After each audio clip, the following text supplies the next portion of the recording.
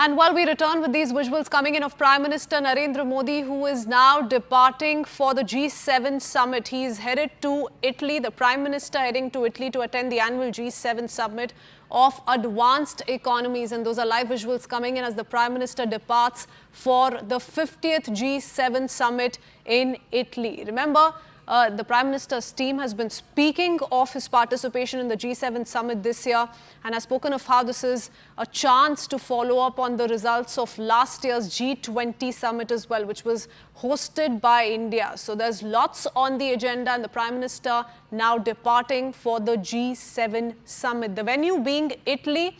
And the summit is going to take place from the 13th of June to the 15th. Discussions expected to focus on the ongoing war in Ukraine and also the conflict in Gaza. And that's why the entire world's got their eyes on the G7 summit, which is to take place essentially for these 2 days.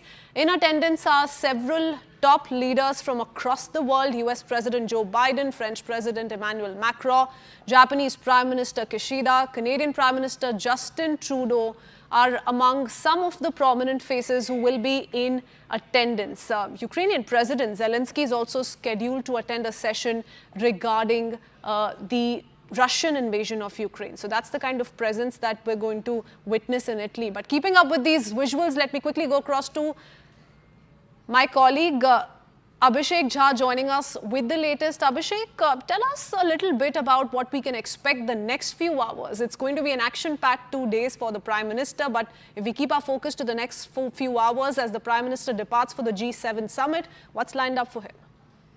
Well, Prime Minister Modi will, of course, be having a series of bilateral meetings with many of his colleagues and other world leaders who are gathering at this mega event where the Western countries are going to dominate the agenda. Prime Minister Modi will be taking part in an outreach event on 14th of June, where he will be talking about artificial intelligence, the energy security issues in Africa and Mediterranean Sea as well.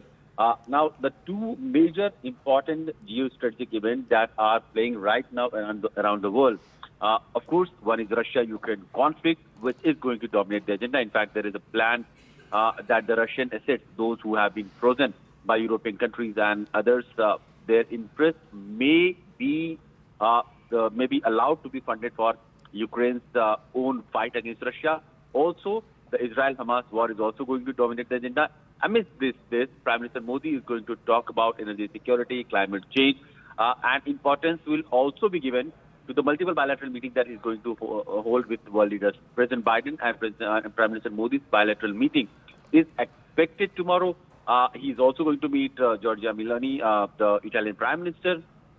Besides that, there are other bilateral meetings also that are scheduled. And Prime Minister's, this is fifth attendance at this mega G7 event.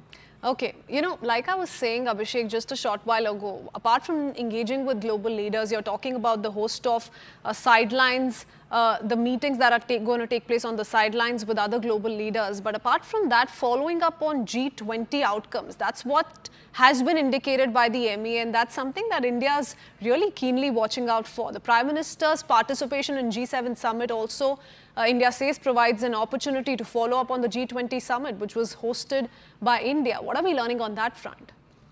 Well, we have been learning that though India will not be taking side with the Western countries who have been dominating the agenda, especially in the wake of Israel-Hamas war, they have mostly sided along with Israel and its right to defend, while India, though appreciates the fact that Israel has a right to defend, it has also called for a sustainable peace in that region. That would mean a two-state solution, which India has always supported.